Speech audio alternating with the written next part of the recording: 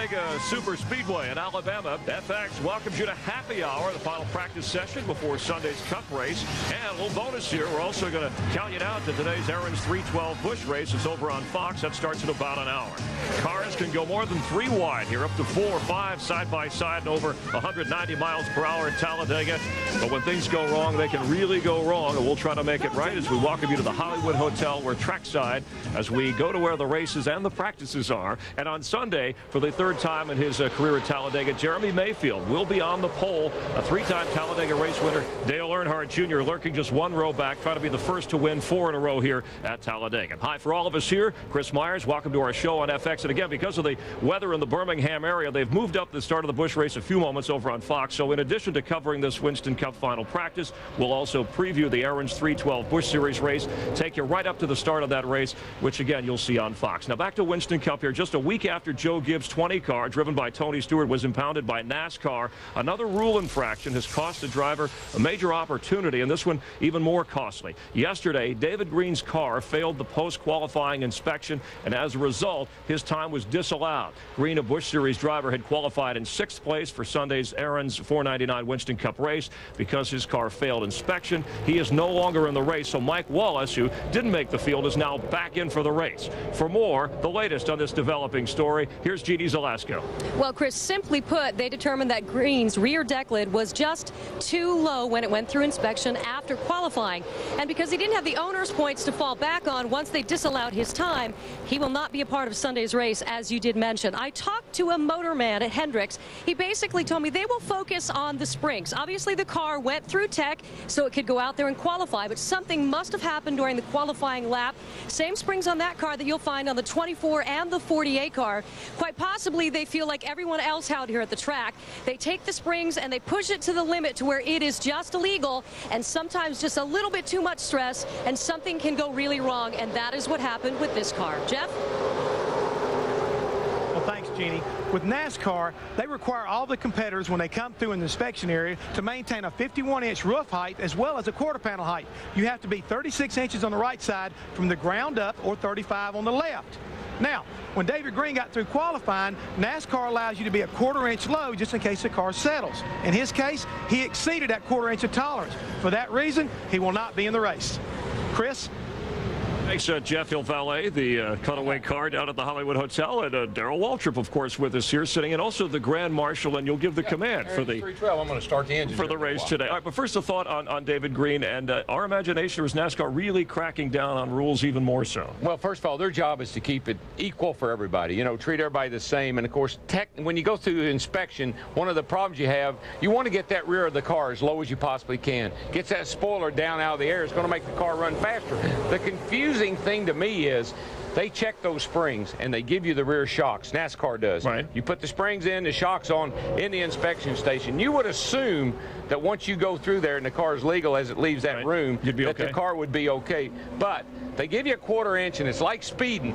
You know, you give a 5 or 6 mile an hour. Next thing you know, it's up to 10 or 12 mile an hour, and I guess they just were way below what they would accept. But these springs are approved by NASCAR. Yeah, they from check the same them. manufacturer. They check them right there. They gauge them. They got to be 350 pounds, I think it is, and the 2 rear shocks NASCAR gives you as well. So surprising that the back of the car went down accidentally. All right. That would be my story, that it accidentally went down, but I'm not sure what happened. And they're sticking to it. Cars on the track here in practice, and one guy who's happy with the way things have gone so far, Jeremy Mayfield. Let's check in with Steve Burns.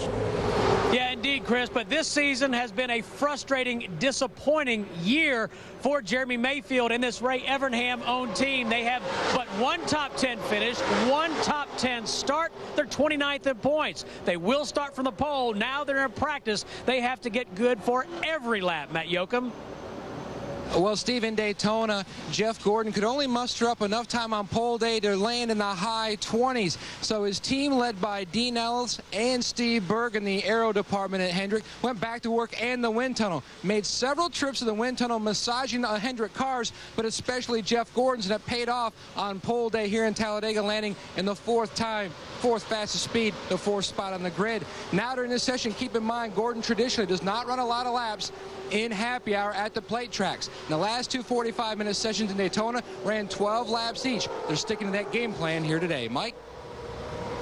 Thanks, Matt, and hi, everybody. Mike Joy with Larry McReynolds. And Larry, the decision on David Green and also Larry Foyt's car, which even though it didn't make the show, was also gigged for being too low after his qualifying pass, and that time disallowed. But now, turning our attention to happy hour, will your car suck up? Will it close up on the pack? And more importantly, can you pass? Well, I mean, there's a lot happening in this short session. We're only getting one session. And, yeah, I want to see if my car will pull back up to a car. Then when I get there, can I go around that car? It's probably not going to happen unless I have some help. But, Mike, based on the race here in October, the first race with that small fuel cell, 13.5 gallons, what I'd like to accomplish if my car's driving good, and normally everybody's car will drive good here. This track is so big and so long, and the corners are so sweeping. I want to see what kind of fuel mileage I'm getting and maybe just run that thing out of fuel to see how much fuel I can pick up, because that could be a big factor tomorrow. All right, you see Dale Earnhardt Jr., defending champ here, pulling the train in traffic. Jimmy Johnson was at the front of this pack, dropped to the back and trying to work his way back up through. We'll see a lot of that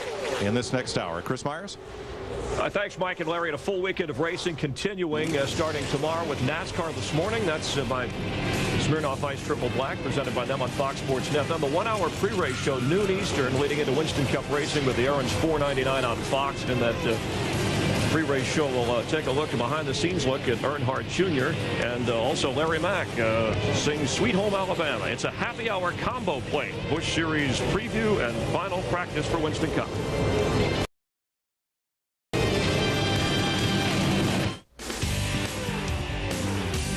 FX welcomes you back. We're live in Talladega, and Ryan Newman so far blazing over 190 miles per hour as this is the final practice for tomorrow's Winston Cup race. Let's go back upstairs. Mike Joy and Larry McReynolds. Well, Chris, you could be excused for thinking that this is the race because, Larry, this has all the look of a take-no-prisoners practice. I mean, it's a catch-22, Mike. As a crew chief, you hate to see your driver out there in this pack of cars in practice, because all it takes, just like tomorrow, one car slipping, and we've tore up a dozen cars or so. But you have to do this because you have to see how that car is going to react in traffic. And I've been watching Jimmy Johnson in that 48 car, the Lowe's car. You mentioned it a while ago in opening, Mike. He's been out there for about 19 laps. He led the pack for about 10 laps. Then he went all the way to the top of the racetrack, went all the way to the back of this pack, and what he's trying to do, he's trying to see if he can make his way back to the front, you know, and all eyes are watching the Chevrolets. Chevrolets have won the last 8 races here, but when you look at the top 10 qualifiers, a lot of Ford and a lot of Dodges in that top 10. And Bill Elliott has been leading this pack for about the last 4 or 5 laps. That's his red Dodge out front. And another reason you want to get back in the pack and you don't want to just sit up there and lead, remember, these teams are trying to optimize the amount of tape they run on the front end. The more tape you can run, the faster it'll go down the straightaway. But back there in traffic, you need a little more opening because you're not getting that airflow to the radiator to keep that water cool. 4 abreast. Momentarily in the back straightaway. And remember the yellow line, there is an out of bounds here. That line to the right side of the asphalt in yellow.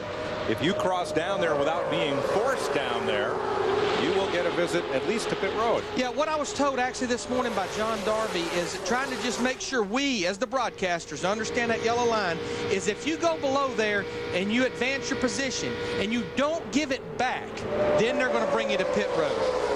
They're trying to make it where you're not afraid to go down there to avoid a wreck. Like just now, like just happened there. Darrell, I don't know about you, but sitting up here right now watching these guys run, you'd think this was the last lap of this race tomorrow, because these guys are really mixing it up, and you see a lot of guys bouncing off of one another already. And I don't know about you from the crew chief standpoint. I'm saying, hey, driver, is that car not good enough yet? Bring it on in here. Let's talk about it. Yeah, no, this is the worst time of the weekend is when you're trying to get your car right for the race. Right now, you're out there trying things. Sometimes when you're trying things, the car does things you don't expect it to do. That's usually what gets you in trouble. Maybe the crew chief wants to try a shock package, different spring, sway bar, something, and the car does something you didn't expect. It hops over into a car beside it.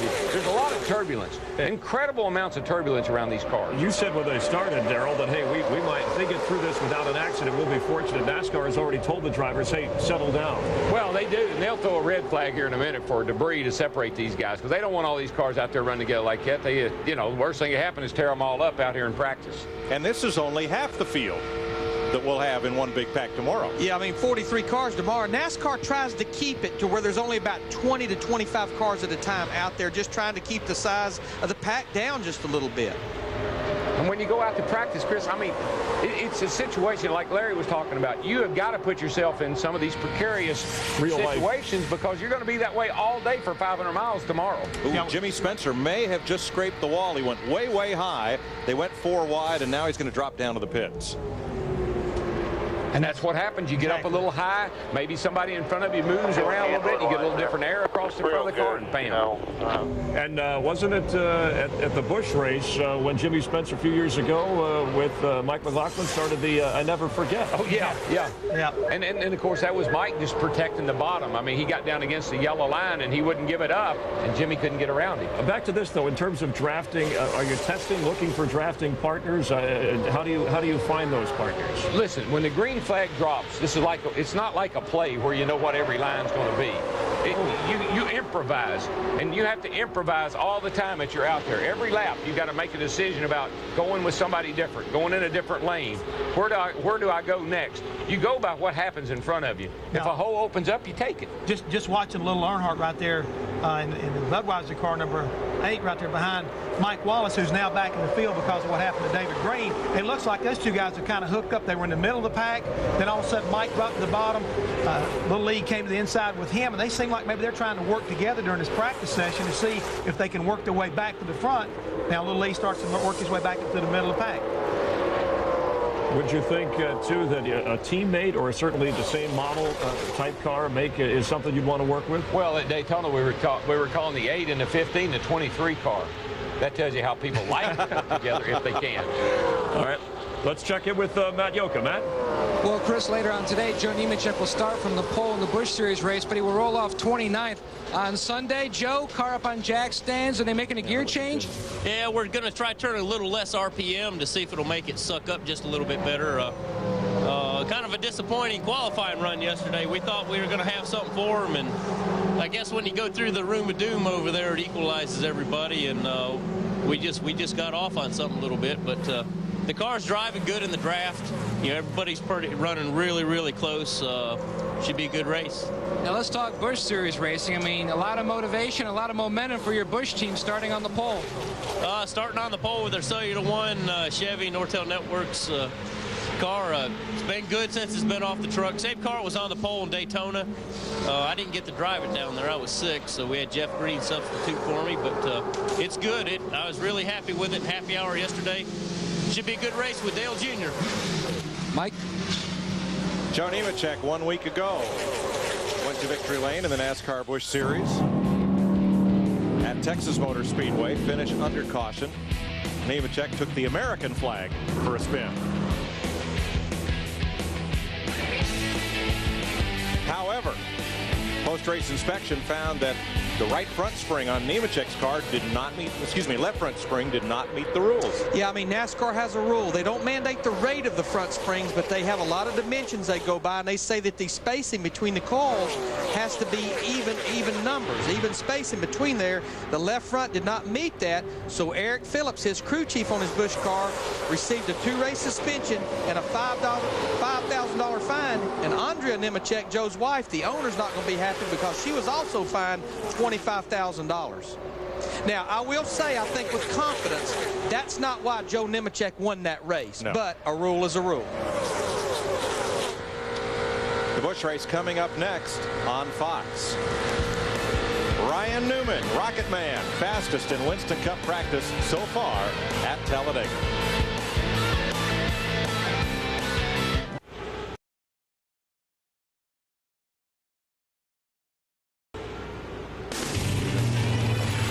Be the Grand Marshal for a Winston Cup race. Tune into the first hour after the green flag waves tomorrow. Look for the secret number on our animated car. Log on to NASCAR.com or FoxSports.com for your chance to win. The winner will assist our all-star Fox catering crew. Start the race, ride in the pace car, and wave the checkered flag at the 2004 Winston Cup race at Rockingham. Be a Grand Marshal for a day. The contest continues tomorrow on Fox. Ryan Newman, Sterling Marlin, Johnny Benson, Rusty Wallace, and Steve Park have the fastest laps of practice so far. What about our pole sitter, Jeremy Mayfield? Steve? Mike, Jeremy's been in the garage twice now. The first time in, they changed that air cowl. The hood goes up again. The air cowl, to Ray Evernham's way of thinking, is an overlooked but very useful tool in helping to make these cars faster, to help force and funnel air into the carburetor. Let's go to Jeannie. Well, this is more adventure than Bobby Labonte wanted. The engine running too hot from the start of practice. He's already been in once. They came in, he flushed out the radiator, put cold water back in. They had 2 fans on the top of the motor. They can't seem to get the temperature down. Talking on the radios that quite possibly it is a lot warmer than they thought it was going to be. Talking about pulling tape and, of course, talking about running out of time. Not much time left in this practice session. Matt? Well, down in the 7 pit, Jimmy Spencer sits in his race car. Jimmy, first off, did you go high to pull out of traffic to pit? Yeah, I just went high because I knew there was a bunch of cars there, and we were all running low. It definitely seems the low groove's a lot faster. You know, that yellow line's going to come into play tomorrow without a question. But, you know, Mongo was saying we need more speed. We need more speed. So, you know, we're playing changes of cowl pieces. We just, you not believe that what little bit of help will make you run faster here. And we're starting pretty far back here, but it's going to be a race tomorrow. It's back to Talladega. It's going to be pretty fun. 279 starts since he last won. And keep an eye here on the number 7. Now, some folks from the modifieds might recognize that 7 and put a little NY next to it. It'd be 7NY. That would be the number that Tom Baldwin Jr. worked on his dad's modified. 279 starts and Spencer won. The Daytona 500 winning crew is hoping he can get this car into victory lane tomorrow. You saw, as we did, the dust that Spencer kicked up way up high near the wall, but as Matt confirmed, he did not brush the wall with that car. Yeah, and I want to talk about the cowl opening, but just before I go to that, I want to bring Darrell and Jeff in on this conversation. I've been watching Ryan Newman in this 12 car. You've been mentioning, Mike, he's the fastest in practice. He is on a 33-lap run. He's coming to lap 34. And what he's been doing, he's working his way to the back of this pack. Why? Because he's trying to run that thing out of fuel, I think. With a 13.5-gallon fuel cell, these cars can run about 35 or 36 laps. So Matt Boyle and his crew chief, I think what they're doing, they're going to check their fuel mileage here, plus see how much fuel that thing picks up. But you have to be careful and not run it completely out of fuel because you'll burn a piston. But Darrell and Jeff, I want to talk about this cowl opening. We talk about this a lot. It's an opening at the base of the windshield. NASCAR says it can't be wider than 20 inches or deeper than 2.5 inches, but you definitely can downsize it or change the shape to help these cars in the draft. Yeah, well, what they do is, my experience has been, you want a small opening, as small as you can, maybe 12 inches wide to qualify with, because that hole in front of the windshield there creates a lot of drag. And so what you want to do is run that thing as small as you can when you got it taped up to qualify. And that'll be sufficient air for the engine when you're out by yourself. But then I want to go to 20 inches, and man, oh man, there's one under the yellow line. They'll probably bring that car in and have a little talk with him. Looked like it was maybe 54 car. 54. Yeah, he's been called in before because of that. But anyway, that 20-inch opening in the race will be a lot better, because when you're behind someone, you don't get quite as much airflow over the car and into the cowl, so you need that hole to be bigger. Bigger is better, but it also makes the car run a little slower. So you jostle around there with somewhere between 20 and 12. Well, what you're looking to do is understanding that when you draft up on somebody, there is a dead air pocket behind another car.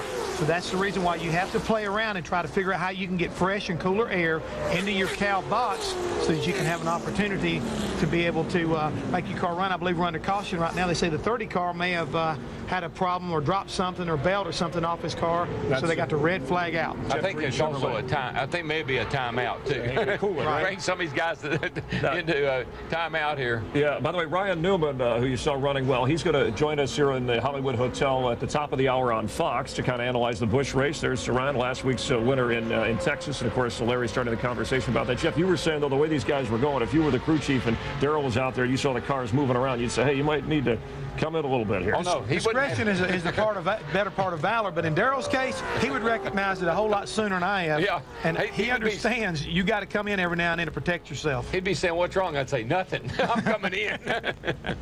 Now, my question is, did Ryan Newman go to his garage stall, or Larry, did he go to the gas pump? I think he's going to probably go to the fuel pumps. And I was noticing Earnhardt Jr., he was on about a 36-lap run. I think he was trying to accomplish the same thing. In fact, he ran another lap even after the red flag came out because they told him, hey, it's debris. You know, it's not there's a wreck or anything out on the racetrack. Right, and there's Newman's car. It is being pushed to the 76 fuel station where you can't buy your gas because you don't need that 110 octane, but they can. Yeah, Steve? Sorry, Steve?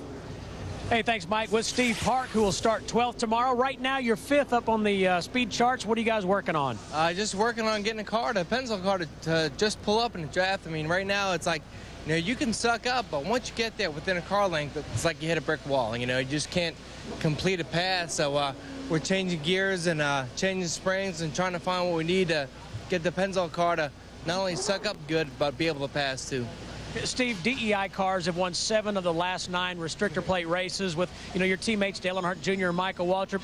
Is it time for you to get into victory lane? Yeah, it's funny because I think people sometimes forget that DEI has 3 cars. You know, Michael and Dale Jr. have run so good at Daytona and Talladega that it's easy to forget that the Pennzoil car is still a DEI car. So, you know, it's our turn to win.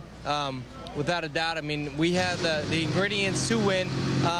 And with the help of Tony Eury Sr. and Jr. and Slugger and Tony Gibson all working together, nothing would please me more to see a 1-2-3 win just in that number order, too. 1, 8, 15 maybe. So I think Michael said last week we were playing golf, and he goes, man, I got a feeling you're going to win this race. So, and Michael said that before about himself with the Daytona 500. So hopefully his intuition is right.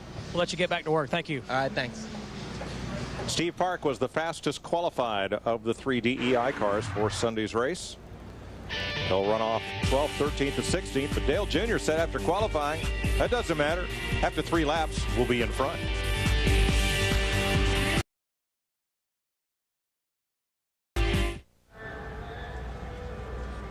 FX welcomes you back live to the final Winston Cup practice here from Talladega for tomorrow's Aaron's 499, which you'll see on Fox. And the big one, they all talk about it with Darrell Waltrip and Jeff Hammond. This was on lap 164 last year. 24 cars involved. Yeah, this is as advertised. Every time we come here, we talk about the big one. And so far, it's happened just about every time we've been here. Amazingly, no one got hurt. No, this is in the latter stages of the race. You run a pretty clean race all day long. Everything goes pretty good. Then you get a little reckless. Things, intensity starts to heat up. You know, everybody starts taking chances. You start pushing and shoving a little bit. You start shoving around, maybe a little bump drafting, and well, you see him right there coming up off of turn 2. They got into Tony Stewart right there. Tony hits the wall. He bounces back across in front of the 33 car, and around everything goes. And then you see Bobby Labonte, you see Bill Elliott, you see Jeremy Mayfield. All these cars get caught up and collected into these big wrecks. And when you come into them, you have no idea where to go, how to dodge it. And sometimes the best thing you can do is just get on the brakes and stop if you're far enough down. So you're going over 190 miles per hour. You have all these cars. You want to win the race, so you have to be cautious. As a crew chief, as a driver, you know that potential is there. So what do you tell your driver on race day? Good luck. Yeah, what do you do? And plus, you used the word lurk. You lurk around, you know. You kind of hang around the front, right in the middle of the pack, waiting for the end of the race to get there. And then you've got to be an opportunist. When you see an opening, you got to take it. You can't wait. And when you do something that causes somebody behind you to have to react to that, all of a sudden you got cars going 2 different ways. Somebody gets into somebody, slams into the wall, wrecks the whole field. Timing's everything. All right, we're under caution here, and Steve Burns tells us why with Jeff Green's 30 car. Steve? Yeah, and I believe that's why they are under caution, Chris. Jeff Green just blew a motor. He just got out of the car on his way to the transporter. He said it kicked some belts off, one off the oil pump. He said, I should have stayed in the woods. He went turkey hunting with Richard Childress earlier this week, and, oh, yeah, Jeff Hammond. Jeff Hammond hunting for turkeys. So now you have to take the blame for that, too? Why is that necessary? I'm not going to go there, folks. I mean, I'm just not going to go there this week. In 1987 here, Bobby Allison on the 4th lap of the race broke a harmonic balancer. That's the big thing on the front of the crankshaft up there on the front of the motor. It came off of the engine, went under the car, and blew out his right rear tire. That sent the car airborne and into the fence, almost into the grandstand, almost into the flag stand. And that's when we started having restrictor plate racing. So you're still fast, but a little bit safer. By the way, we should mention that you are the Grand Marshal, and you'll give the command for the Busch race today later on Fox. And I just want to explain this so people don't think it's the Aaron's 312. And so when I say 3, 1, 2, you're oh, okay. Because some people might think you're not sure. Yeah, they think I maybe can't. So you're the Grand Marshal. But he's not sure. You have to enter the be a Grand Marshal for a day contest. I keep trying to tell you I want to do it, but you won't let me. All right. And by the way, we want to wish a happy birthday to Bill France. Friday was his birthday. He was 70 years old. Happy birthday, Mr. France, and many more. Strong. Right, let's go upstairs to Mike Joy and Larry McReynolds. 3-1-2. That's not dyslexic. That's the laps in the race, or the miles in the, or the kilometers, whatever it is. That's what we're going to run in the Busch race today. Track is back open for Winston Cup practice. Couple of pleasant surprises. One is Kenny Wallace in the top 10. The other is Hermie Sadler, who just barely squeaked into this field in his autism awareness car. Is the 10th fastest car in practice, and we're all wearing the ribbons. Family members of both Hermie Sadler, our director Artie Kempner, suffering from autism, and we want to increase awareness. You see that ribbon that we wear is made up of a puzzle. And for more information and to support, call the number on the screen or visit the website. Not surprising, though, he's running good here, Mike, and made this show, because this is a Dale Earnhardt Incorporated car with a Dale Earnhardt Incorporated engine. So not surprising at all that he's up there on the speed charts in the top 10. I guess that's not technically a dream machine, because Michael doesn't tell Darrell he can't drive it. That would make it a dream machine. Trust me, it's a dream machine for Hermie Sadler being here at Talladega. No question. These guys are in about their final 10 minutes of practice. You know, they're out there making the final changes. We've heard a lot of talk about gear changes, and it's a fine line with that gear change. They run the highest gear of anywhere we go here, 294s, 300s, maybe 307s. Yeah, the higher the gear you run, the faster you'll go in the draft. The downside of a real high gear is, one, getting off pit road under all these pit stops, but also if you lose the draft, it's hard to get back to it out there running by yourself with a real high gear. Jeff Gordon, 15th on the speed chart, which is about 4/10 off Ryan Newman's fastest time. Riding with Jeff Gordon here. About 7,000 RPM, and that stays pretty constant all the way around here. Yeah, and you just listen to the audio now. He'll have to play with the throttle just a little bit in this pack to keep from running over the car in front of him. The thing amazes me is they drive off into turn 1 right here. That's 33 degrees of banking, but you don't get that sensation down in this race car. It looks like some kind of banking we'd have at Michigan or Fontana. But yeah, the RPMs as you listen really never changes. And with these restrictor plates under that carburetor, they make about 420 horsepower. Optimum RPMs in the draft is about 7,000, 7,100. Darrell, take us for a lap or two here. With Jeff Gordon, he's going into third turn, and as you can see, I mean, it's a fairly easy. The driver has a fairly easy job. The car is not that hard to control. What is hard to control is, one, your emotions, and two, your decision-making process. Where am I going to go? I got to run. Oh, there's Dale Jarrett up beside me. I can't go there. I don't want to go down through the middle because I don't want to get 3 wide. So I got to lift out the throttle a little bit, follow along here behind the car in front of me, and wait for something to open up that's inviting. Here you go. Now maybe I can move up on the outside here. I'm going to take the outside. Got to watch his car coming off of the corner, because sometimes he'll push over and really get close and crowd me. I don't want him to bounce into me and bounce me off the wall. But I did make a pass. Hear me lift out the throttle at the end of the straightaway, getting a lot of draft, getting the car really pulling up hard down the back straightaway. Running the high line, keeping it nice and free and wound up. You can see his arms, see his hands over there. He's not really fighting the steering wheel. You don't want to do that. And Darrell, all this time, you got a spotter usually helping you out. You're checking your mirrors, but he's saying, one, inside, clear high, or hold your line, clear high now, clear. All these things right there, you're trying to get direction and make decisions, and this has happened in basically milliseconds. And a major pack behind him, guys trying to catch him. Well, you're really like a computer. You're taking in data, and you're processing it, and you're trying to figure out, what am I going to do with it? I see what's happening in front of me. I'm trying to plan for my move, the move that it's going to take to win this race. And that's what some of these guys do the whole practice session. How good is my car here? How good is my car there? What do I got to do to get myself out front? With Darrell Waltrip and Jeff Hammond, Chris Myers, Larry McReynolds, Mike Joy, the pit crew, we're all here. It's the final practice for tomorrow's race on Fox. We'll be back here on FX in just a moment.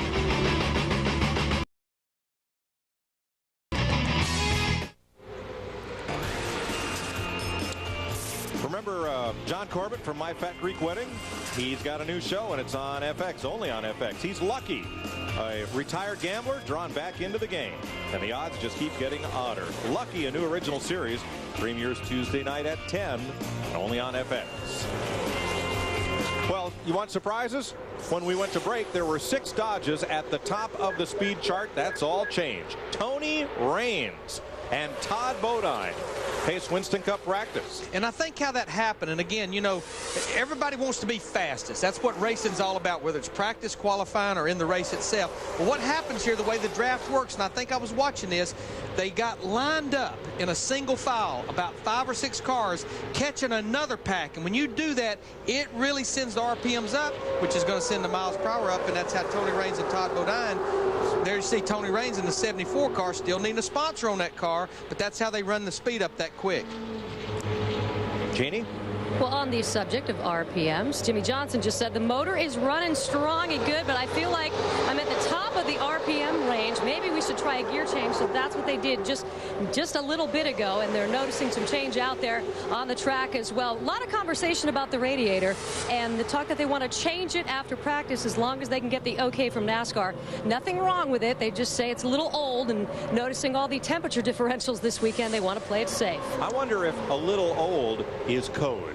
Well, what the rule is here at Talladega and Daytona, you have to qualify and race the same radiator. Reason being, when you tape these things up solid for qualifying to run around here for over 5 miles, 3 minutes, it gets real warm. So they'll run big radiators, but they want smaller ones to race. Hey, Larry, NASCAR don't forget. said, hey, you have to race and qualify the same radiator. Larry, don't forget at Daytona, a lot of the Chevrolet teams were really fighting the tape on the nose, trying to figure out how to keep the engines cool. That's, you know, a different nose. They've only got one race with it at Daytona, and a lot of the cars were complaining about at Daytona running hot all the time. And so I think that's something they're fighting again this weekend. Absolutely. I agree totally, Darrell. Good point. Jimmie Johnson is now 4th quickest. What of Sterling Marlin, who is 10th on the board? Steve? Mike, he's having a very good practice. Now, Sterling has led 16 of the last 18 races here at Talladega, and, of course, has 2 wins. He likes the car. He said it's like driving down the interstate. They might make a little camber adjustment, but right now they're headed back to the garage to debrief. Well, right now, half of the top 10 in practice are Dodges, 3 Chevys, Todd Bodine's Ford, Jerry Nadeau's Pontiac. Daytona was an all Chevrolet day. Well, boy, the Dodgers are strong here, Larry. They are looking real good here. And I want to go back and talk about something Jeannie reported on Jimmie Johnson. And we talked about that a little bit ago. He felt like the motor was turning too many RPMs. And again, once you get past about 71 or 7,200 RPMs of these engines, the power starts to fall off. So what he wanted to do is try a little bit higher gear. And as a crew chief, I'm seeing the greatest sight of the weekend. The red and black flag is being waved saying practice is over. Well, I haven't lifted out of it yet, but when they come around, they'll get that flag. An engine trying to breathe through a restrictor plate. Try breathing through a straw. And that's about how that engine feels. So you just get to an RPM point where you don't have enough air and fuel to make any more power or rev it any higher. You're kind of stuck right there. Yeah, I mean, the throttle bore on the bottom of a base plate of a carburetor is 1 11/16. The restrictor plate they run here, those holes are 7/8. Almost cuts that size in half, and it almost cuts the power in half. You know, everywhere else, like at Fort Worth last week, they turn these engines 91, 9200, but with that smaller restrictor plate, it just won't run there. And just like you, if that engine can't breathe, it can't run. All right, red flag has now been taken by all these cars. They'll pull into the garage safely next time by and start tuning it up for tomorrow. Chris? Thanks, Mike. Tomorrow on Fox, the Aaron's 499. Of course, later today, in about 15 minutes or so, the Aaron's 312. Aaron's pretty busy this weekend. So is our Darrell Waltrip, who, again, is going to give the command. I want to say one thing. Did you hear that sound? Yeah, did you hear the sound a second ago? That big sigh of relief about everybody right now. We got through practice. Nobody had any kind of problems. We had a very exciting, very competitive practice, but no incidents, and that was a good thing for a crew. And like the contest, I'll be back after the telecast. I'll sandy up a little here, and if you want to let the Hollywood Hotel down for the evening, I'll do that. And you're going to give us. But I will not shine his shoes. That's beyond. Come on, I'm not going there. All right. I can't believe you'd say something. All right, well, have fun. Good luck with the command. Remember, 312. Yeah, 312. I just wanted everybody to know so that. And I want to hear some energy. We'll figure baby. I want to hear some energy. Lots of energy. You're talking to the man. You sound like a TV producer. Lots of energy. All right, let's go back upstairs. Mike, Larry? Well, kind of surprisingly, only one of the DEI cars in the top 10 on speed, and that is Daytona 500 winner Michael Waltrip. 5 Dodges, 3 Chevys, a Ford, and a Pontiac. And just to show you what the draft does, Tony Raines, 194.3 miles per hour. That's about 8 miles per hour faster than Jeremy Mayfield's pole speed yesterday. Wow. 2 seconds quicker. When we come back, we'll preview the Aaron's 312, the Busch race that follows this program over on Fox. So a further look down through the field at how they stacked up in Winston Cup practice. And we'll be back to the fastest speedway on earth after this.